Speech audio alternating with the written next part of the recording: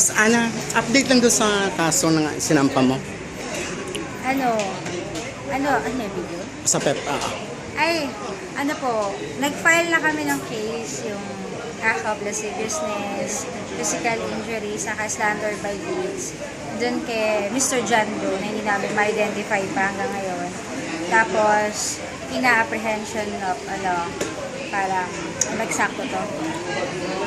Nakikipag-cooperate ba yung Obstruction of apprehension and obstruction of justice against the officer of the Palace Pool Club.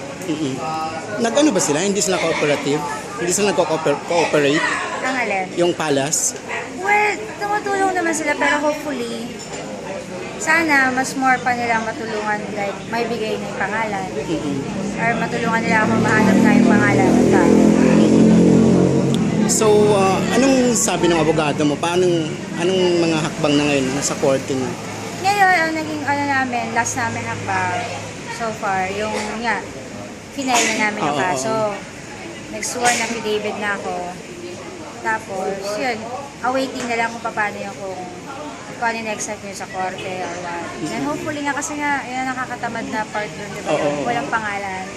Pero kung sakali naman na merong makatulong, mapapalitan naman yun, pero ilagay yung so pangalan niya.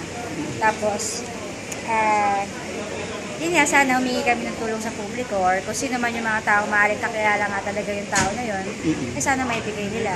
Or, yun nga, sabi nga nila, kung hindi naman malaking bagay, hingin na rin ako ng tulong kay Mayor Duterte, sa ating presidente, kasi syempre criminal case pa rin yan, di ba? Ayun. As a backgrounder, nahipuan ka?